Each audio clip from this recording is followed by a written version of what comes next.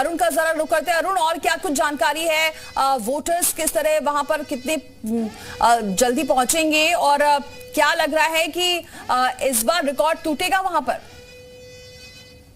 बता दूं कि फर्रुखाबाद की एक इतिहास था। 1951 में जो पहला चुनाव हुआ था तो फर्रुखाबाद में 4 सांसद हुए थे, लेकिन अब 1 लोकसभा सीट है। मतदाता बढ़ गए हैं, लेकिन जो सांसद हैं उनकी स्थिति कम हो गई है। तो देखा जाए तो मतदान बढ़ाने के लिए यहाँ के प्रशासन की तैयारियां थी, वो जिस लेवल पे की गई हैं उस लेवल के हिसाब से सरकार का जो अनुमान है वो 60 से 65% तक मतदान कराने का अनुमान है। लेकिन देखना यह है कि मौसम ने कुछ साथ दिया है तो शायद मतदान प्रतिशत बढ़ जाए। हालात ये हैं कि अब 7 बजे से यहाँ मतदान शुरू हो जाएगा, लोग पहुंचना शुरू हो जाएंगे। और शहर के मतदान पे अक्सर ये देखा जाता है कि शहर का मतदान बहुत स्लो शुरू होता है, क्योंकि जहां पर जागरूक मतदाता होता है वहीं से देरी शुरू होती है। ग्रामीण क्षेत्र में लगभग लोग पहुंचना शुरू हो गए हैं मतदान केंद्र पे कि वो अपना मताधिकार का प्रयोग करके और अपने गृह जो कार्य हैं उनको शुरू कर दिया जाए। लेकिन शहरी क्षेत्र में इसको एक पर्व और एक छुट्टी की तरह भी मनाया जाता है, तो शायद यहाँ का मतदाता थोड़ा स्लो काम करेगा और स्लो उठ के आएगा। तो जब ये मतदान शुरू होगा उसके बाद से ही ये तय हो पाएगा कि मतदाता की स्थिति क्या है और वो कैसे बढ़ाया या बढ़ पाएगा मतदान प्रतिशत या नहीं बढ़ पाएगा। जी बिल्कुल अरुण, कोई कोशिश की गई है, क्योंकि इस बार देखा गया है कि मतदाता घर से निकले, इसके लिए भी चुनाव आयोग ने तैयारी की थी और जागरूक भी किया जा रहा था।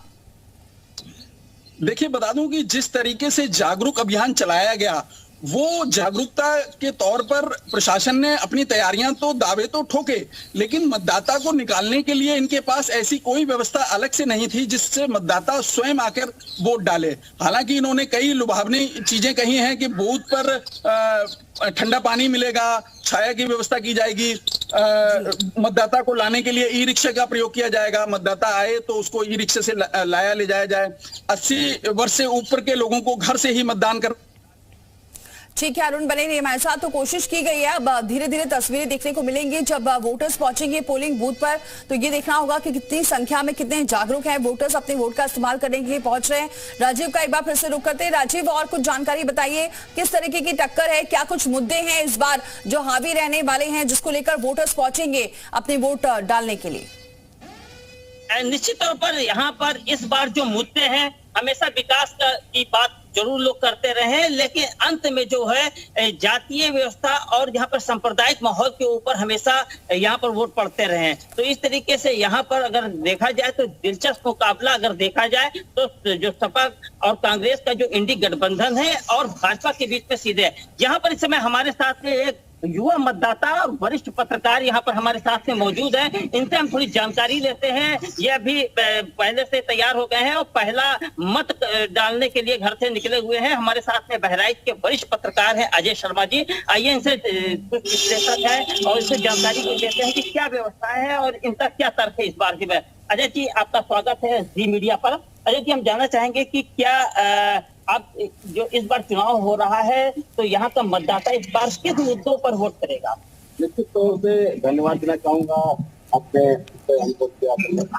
और ये बहराइच लोकसभा में क्योंकि इस बार जो प्रत्याशी है वो भारतीय जनता पार्टी से आनंद गौड़ जो पूर्व सांसद के पुत्र हैं उनको बनाया गया है। उसके साथ साथ रमेश गौतम को, क्योंकि ये सुरक्षित सीट है तो जो एनडीए गठबंधन है बहराइच में समाजवादी पार्टी और कांग्रेस का जो गठबंधन है उससे रमेश गौतम को प्रत्याशी बनाया गया और वही दूसरी तरफ ब्रजेश सोनकर बसपा के प्रत्याशी बनाया गया। लेकिन चूंकि यहाँ जो त्रिकोणीय लड़ाई की बात करें, लेकिन सीधी टक्कर यहाँ पर नजर आ रही है। बहराइच में समाजवादी पार्टी और भाजपा में सीधी टक्कर नजर आ रही है। और जब विकास की बात करें तो लोग विकास को लेकर वोट डालना चाहते हैं, लेकिन जब तमाम चीजें होती है, नेताओं के भाषण होते हैं, मंच सजते हैं, तो उसके बाद धीरे धीरे माहौल जातीय समीकरण और धार्मिक मुद्दे पे आ जाता है। जी, और इस तरीके से अजय शर्मा जी थे और ये बता रहे थे कि यहाँ पर लोग बात जरूर करते हैं कि विकास के ऊपर वोट करेंगे और विकास की हमारा है मुद्दा रहेगा, लेकिन अंत में जब वोटिंग की बात आती है तो जाति और संप्रदाय के ऊपर यहाँ पर ठप्पा लगता है। जी बिल्कुल, बने रहे राजीव हमारे साथ। प्रभम का रुख करते हैं। प्रभम, यहाँ क्या कुछ मुद्दे नजर आ रहे हैं जिसको लेकर पहुंचेंगे वोटर्स वोट डालने के लिए?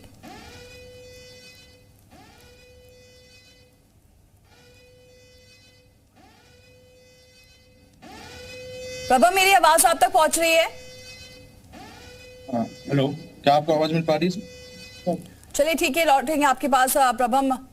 दिलीप मिश्रा हमारे साथ लखीमपुर खीरी से। अब दिलीप, वहां के क्या मुद्दे हैं इस बार? देखिए, मुद्दा सबसे बड़ा अगर लखीमपुर खीरी और धौरहरा, चूंकि 2 लोकसभा सीटें यहाँ से आती हैं, सबसे बड़ा यहाँ मुद्दा है बाढ़ का और सबसे बड़ा मुद्दा एजुकेशन का। ये 2 मुद्दे हैं यहाँ, चूंकि तराई का इलाका है और यहाँ पर जो एजुकेशन है उस लेवल का अभी तक नहीं हो पाया है। कोशिश की गई है काफी, पिछले अगर विगत 10 सालों की बात करी गई तो कोशिश की गई है स्कूलों का चाहे रेनोवेशन हो और चाहे अन्य जो पाठ्य सामग्री है उनको थोड़ा सा उनको बढ़ाया गया है। तो कुल मिलाकर अगर मुद्दा सबसे बड़ा तो बाढ़ है और साथ में एक मुद्दा यहाँ पर भुगतान का भी, गन्ना भुगतान का भी है। जो बजाज की चीनी मिल्स है उन्होंने किसानों का भुगतान अभी तक टाइम से नहीं करना शुरू किया है। तो कुल मिलाकर किसान और आवारा जानवर, एक और ये मुद्दा जो है आवारा जानवर का भी काफी तेजी से यहाँ पर राइज किया है चुनाव में। और कई लोगों ने आवारा मुद्दों की, जो आवारा जानवरों हैं इनके मुद्दे को काफी उठाया है, जिससे किसानों की फसलें खराब होती। तो कुल मिलाकर अगर मुद्दे की बात करी जाए तो 3 मुद्दे ये अहम है और बाकी कई मुद्दों पर क्या लग रहा है यहाँ पर अजय मिश्र टेनी की जो मुसीबत है वो बढ़ सकती है? यानी ये कह सकते हैं उनके लिए ये राह आसान है इस बार, या फिर जो सपा गठबंधन है वो कुछ मजबूत इस बार नजर आ रही है? देखिए, बिल्कुल आसान नहीं कही जा सकती, क्योंकि जिस तरीके से तिकुनिया हत्याकांड हुआ था, तिकुनिया में जिस तरीके से थार से जो किसानों पर चढ़ाई गई थी, उसके बाद में काफी बैकफुट पर आ गए थे अजय मिश्र टेनी। और उसके बाद में पूरा जो रेपुटेशन थी वो बदली थी इनकी। और एक बात जो अगर बात करें इंडी गठबंधन की, तो जो रैलियों में जो भीड़ देखने को मिली तो निश्चित रूप से काफी चैलेंजिंग टास्क है अजय मिश्र टेनी। ठीक है लौटेंगे आपके पास। फिलहाल आपको बताएं प्रभम का एक बार फिर से रुख करते हैं। प्रभम हमारे साथ कन्नौज से जुड़े हुए हैं। प्रभम, यहाँ कन्नौज तो इस वक्त सबसे ज्यादा हॉट सीट बनी हुई है। क्या लग रहा है कन्नौज में अखिलेश यादव, जाहिर सी बात है बहुत उन्होंने प्रचार किया है, जन जन संपर्क भी उन्होंने किया है, इस बार अखिलेश यादव मजबूती के साथ कम बैक करेगी यहाँ पर सपा लग रहा है? क्या आपको मेरी आवाज मिल पा रही है? मैं जानना चाह रहा हूँ। ठीक है, हाँ प्रभा मिल रही है आवाज, बोलिए। देखिए, दर्शकों को बता दें कि कन्नौज लोकसभा सीट पर जो सीधा मुकाबला है वो एक पार्टी के राष्ट्रीय अध्यक्ष और दूसरे एक पार्टी के सांसद के बीच में, यानी कि अखिलेश यादव और सुब्रत पाठक के बीच में है। बड़ा ही दिलचस्प मुकाबला है। कन्नौज सुपर हॉट सीट है, क्योंकि एक पार्टी के राष्ट्रीय अध्यक्ष यानी कि समाजवादी पार्टी के राष्ट्रीय अध्यक्ष खुद कन्नौज से चुनाव लड़ रहे हैं। तो ऐसे में सपा के लिए यह सीट जीतना बहुत ही जरूरी हो गया है। जहां दूसरी तरफ सुब्रत पाठक है, जिन्होंने अखिलेश यादव की पत्नी को हराया, तो उन्होंने कहा था कि पहले हम पत्नी को हरा चुके हैं, अब तो अखिलेश यादव को हराएंगे। सुब्रत पाठक का कहना यह है कि पहले भी अखिलेश जी यहाँ से चुनाव लड़ रहे थे, बस प्रत्याशी उनकी पत्नी थी। तो सुब्रत इसको चुनौती नहीं मानते। उनका कहना है कि जीत बीजेपी की ही होगी और जो बीजेपी है वह मोदी के चेहरे पर चुनाव लड़ रही है। सुब्रत पाठक का यह भी कहना है कि सपा के लिए और अन्य विपक्षी दलों के लिए मोदी हटाओ मुद्दा है और बीजेपी के लिए मोदी लाओ।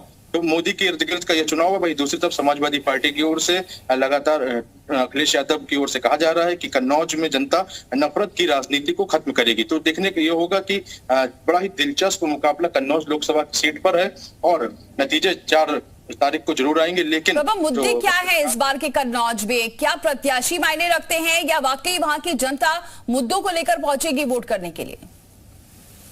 देखिए, बिल्कुल जब कन्नौज में समाजवादी पार्टी के राष्ट्रीय अध्यक्ष अखिलेश यादव चुनाव लड़ने आ गए तो यहाँ पर सपा इस पूरे मामले पर विकास को लेकर बात करने लगी, तो वहीं बीजेपी भी विकास के मुद्दे को लेकर आगे बढ़ रही। भाई अगर हम लोग जनता की बात करें तो जनता का स्पष्ट रूप से कहना है जो कन्नौज के लिए काम करेगा हम उसको वोट देंगे। लेकिन इस बीच राष्ट्रवाद, राम मंदिर और अन्य मुद्दे भी लोगों के बीच में हावी रहे हैं। तो कहीं ना कहीं ये फैक्टर भी हो सकता है कि लोग इन सब बातों को ध्यान में रखते हुए इस बार अपने मताधिकार का प्रयोग करें। अगर विकास की लोग बात करें तो समाजवादी सरकार में कन्नौज में काफी काम हुए हैं और बीजेपी सरकार में भी कन्नौज को लेकर काफी काम हुए हैं। तो लोग विकास को लेकर भी ध्यान में रखेंगे। इसके साथ ही साथ राम मंदिर, राष्ट्रवाद भी एक अहम मुद्दा होने वाला है। ठीक है, प्रबम बने रही हमारे साथ। तो देखिए, सबसे अहम सीट है इस बार कन्नौज की, क्योंकि सपा ने जिस तरीके से लगातार प्रत्याशी बदले, आखिरी दौर में जिस दिन नामांकन की आखिरी तारीख थी उस दिन अखिलेश यादव पहुंचे अपना नामांकन दाखिल करने के लिए। क्लियर नहीं हो पा रहा था कि अखिलेश यादव कन्नौज से चुनाव लड़ेंगे या नहीं, लेकिन फिर चर्चाएं जोरों पर आई और आखिरकार अखिलेश यादव कन्नौज से चुनाव लड़ रहे हैं और सीट ये काफी महत्वपूर्ण हो जाती है। जो टक्कर है वो जबरदस्त है। सभी सहयोगी हमारे साथ बने हुए, लगातार हर एक खबर आप तक पहुंचाते रहेंगे, पल पल का अपडेट आप तक पहुंचाते रहेंगे। अब से आधे घंटे बाद वोटिंग शुरू हो जाएगी, पहली तस्वीर आप तक पहुंचाएंगे। रुक रहे हैं छोटे से ब्रेक के।